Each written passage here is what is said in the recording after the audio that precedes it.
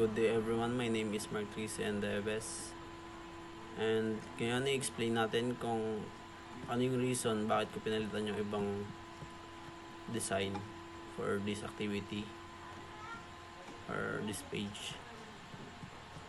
Mag-simula tayo sa mood board.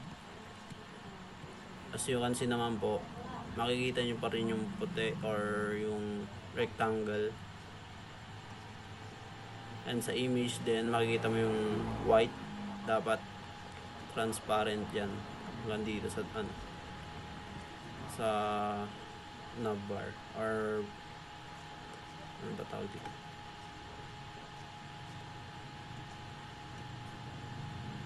Sa dito.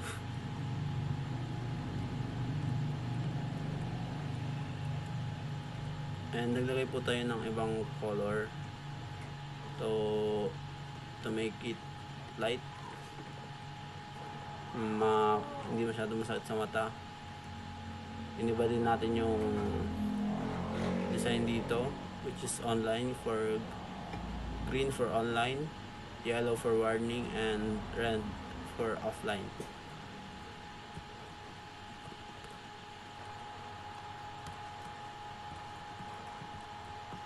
As you can see naman dito, hindi siya naka-align. And ito din. So, inayos natin yan dito. Ito nga pala yung ginamit na font. Itong dalawang to. Oops, hindi ko na nakayos to.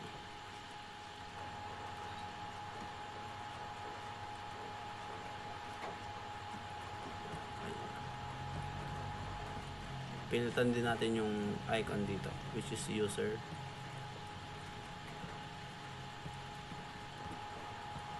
And sa sign up naman, pilitin din natin yung background color and nilagay natin yung logo and type or pangalan ng system, computer management system. Na-resize din natin yung image and naglagay tayo ng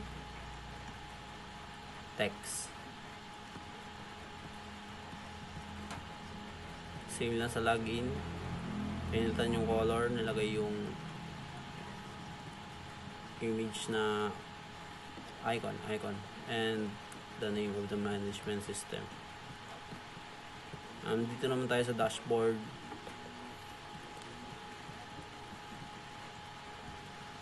Makikita nyo din po dito na hindi naka-align or hindi siya tugma sa size nung device status sa user and role.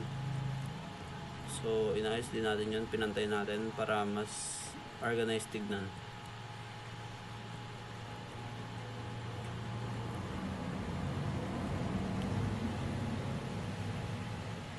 Dito naman tayo sa device or computers.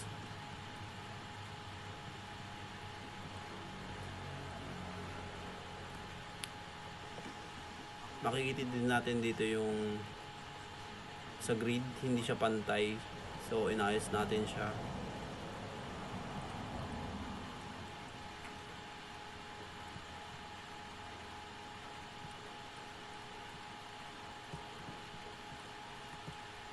Sa users, wala naman masyadong pagbabago. Pero,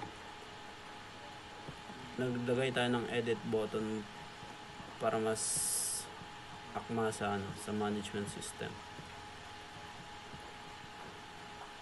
Dito naman tayo sa settings. Same pa rin, pero pinalitan ko lang yung icon ng user and naglagay tayo ng update button dito.